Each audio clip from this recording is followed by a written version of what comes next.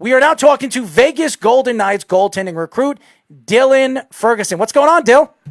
How's it going, guys? Great to be on here. Absolutely, man. We're very excited to have you on. And I'll tell you this, Jillian became such a big fan of yours, and she had such a great conversation with you. She told me some interesting things to get into conversation with you now that we have you on the show.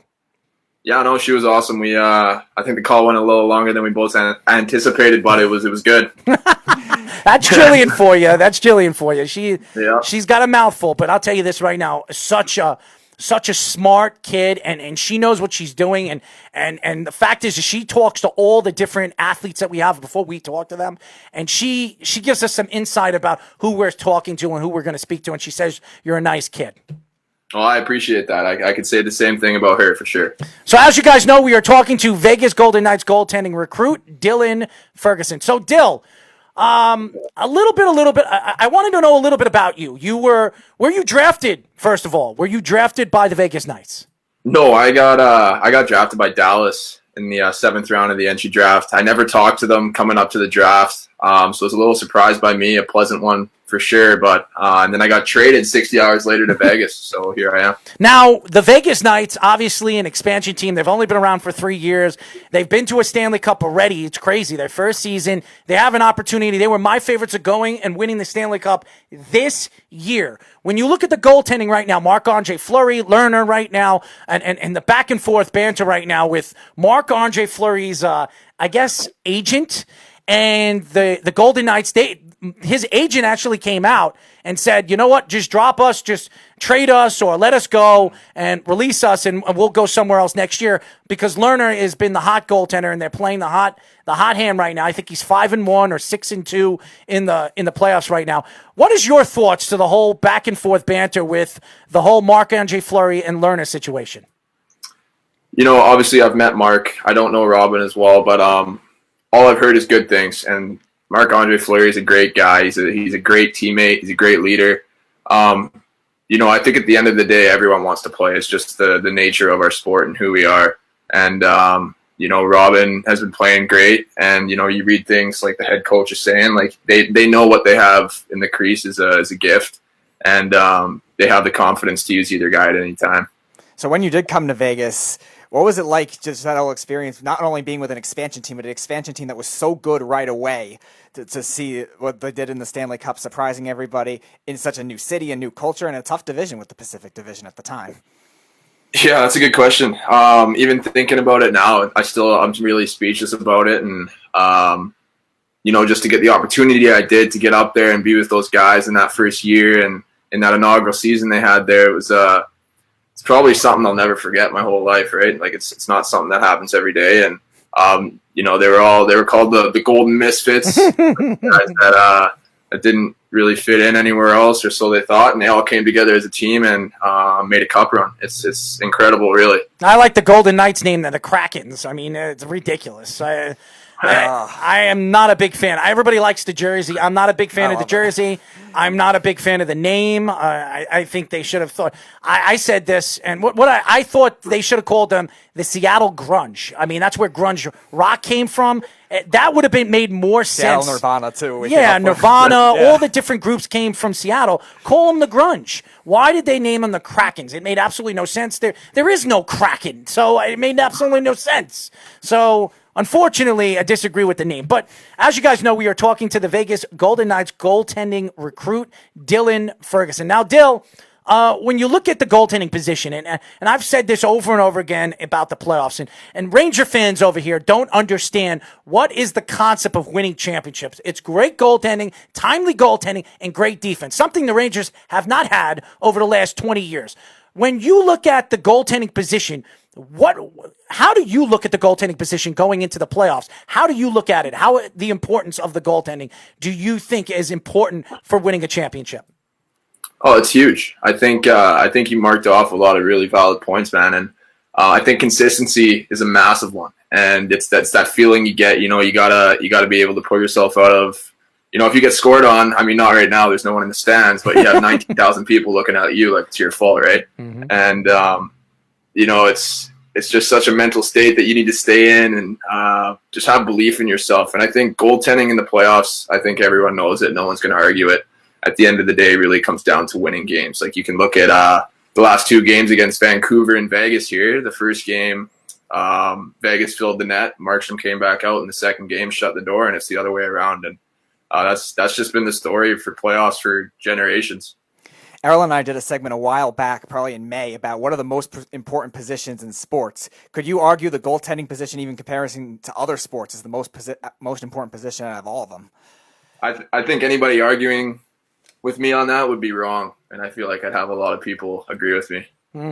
Well, I will agree with you because I was a goaltender and I was a top prospect growing up before I hurt my knee. And I believe the most important position in professional sports is goaltending. I don't care what anybody says about the quarterback and the pitching, what wins championships. And you would argue the point that pitching wins championships for baseball. You would argue that the quarterback is as important as the defense and the offensive line is in football. But I believe that if you have a dominant goaltender or a hot goaltender in the playoffs. We saw that with Anaheim years and years ago, and we've seen it. We saw the Vegas Knights, their first year, expansion year. Marc-Andre Fleury was the hottest goaltender going into the playoffs. A guy who's notoriously bad in the playoffs. Yeah, well, he won a championship with Pittsburgh. The one, yeah, right. But, I mean, hot goaltending wins championships. Am I right or wrong, Daly? No, you're 100% right. I will not argue or disagree with that at all. Well, over the years, and by the way, we are talking to Vegas Golden Knights goaltending recruit Dylan Ferguson. You don't mind me calling you Dill or Dilly or whatever? Oh, I love it. Go ahead, call me. Well, because I played hockey too, and we all had nicknames, and I'm very bad at pronouncing hockey names. Okay, I am the worst. When we interview hockey players, and over the years, I've interviewed some of the top hockey players in the country. I was at the NHL draft. I interviewed Brendan Shanahan and all these guys, and Stevie Yzerman and John Van Beesbrook. I got to interview guys that I looked up to as a kid, and guys that you probably never even got a chance to see live because you're so young. But when you look at the game as a whole, the speed of the game, and being that you're a goaltender, and the goaltending crease and the pads. I mean, the pads are a lot bigger now than it was in the early 2000s and the 90s. What do you see to be different about the game, and what makes the game more exciting now than it did in the 90s? You know, I had this conversation actually the other day with one of my buddies that I train with here. It's you know, I think everything's just advanced so much, right? The technology, like you talk about the gear, it's back then it was 20 times heavier, and now it's 5 times bigger and nowhere near as heavy, right? It's you know, I think it just gives the players the opportunity to move faster, and the game has just evolved so much. You know, there's new dekes, new saves coming out every day that people are doing. You see them online, like on Instagram, like Hey Barber and stuff like that. Mm-hmm. So I think it's really comes down to just, and also the work ethic of these guys. You know, it's the sport has become so much bigger since like the 1980s or 90s, like you talk about, and there's so many more young players getting up and working that much harder to make the NHL. So we had Justin Richards, who's a Rangers prospect, on the show on Tuesday, and he was mentioning a lot of the same things you were. A lot of the things with the equipment, the stick technology, the goaltending technology, that with the pads and stuff like that. And the other thing he mentioned too is there's a lot of better players that are very close in terms of skill level. There's a lot of good offensive players, especially at a young age now, and there's a lot of offensive depth we see on a lot of these teams. Do you think that has something to do with it as well? Why you're not seeing as much like this guy scores 70 goals and the next highest guy scores 30 or something like that, or 20. Do you think that is the case too? Is it a more depth league now with the young players? That's a good question. I think there's a lot of young players that kind of get marked as stars right away just because they're young. And, you know, you can look at guys like like a guy like Carter Hart in Philadelphia. I played against growing up in the WHL, and, he was just always such a consistent goalie, and his confidence was always there. And that's honestly, man, that's all I really got to say about that. Nothing else coming to my mind.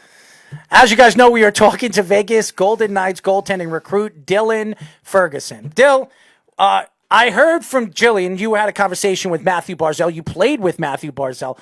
Are you surprised of the growth and the talent that we see with this kid? He's one of the fastest players in the NHL. He plays in a defense. He plays in a game of Barry Trotz where he demands defense, so he can't open up his game and his repertoire, what we've seen over the years under different coaches. Are you surprised that Barzal is developing a defensive style of game and becoming one of the best young players in the NHL? No, I don't think so at all. Like you said, Barry Trotz, who's been known as one of the greatest coaches of all time for quite a time now. He knows how he wants his players to play. And I played against Matthew Barzal for a couple of years while he was in the WHL in Seattle. And even then, it was like he would just take over games. Him and his line, it wouldn't even be fair. They'd be in your end the whole time. And, I think he's such a skilled player offensively and now growing defensively. And next year or two here, he's just going to blow up. When it came to your team, you played one game in an emergency goaltending like role. I looked at the number. You played 9 minutes. You allowed 1 goal, had 1 save. So just that whole experience, what was it like just being at the NHL level, coming in kind of surprisingly? I'm guessing it was later in the game, or maybe it was in the second period or something like that. I don't know the whole experience because I didn't see the game, but what was that whole experience like, and what were some of your biggest takeaways both in the game and also with your teammates? By the way, Dill, before you answer that, it's very surprising that he's never seen the game. This kid watches every single game in professional sports. This guy is an analytic phenomenon. You ask him a question, he'll probably be able to answer the goals, the points, whatever, in every single game that every single team in the last 20 years. It's unbelievable what this kid can figure out. I'm surprised. This kid's 25 years old. He's around your age, and he knows statistics from the 90s and the late 80s. It's unbelievable. It is a gift. It's funny because his name is Dylan, and he's the same age as my other brother Ryan, and I have a brother named Dylan. So there you go. You got something in common. There you go. Best buds forever. Cool facts. But go ahead. I'm sorry. Yeah. The experience was really just surreal. And I remember we were in Edmonton, where they're in the bubble right now, Rogers Place.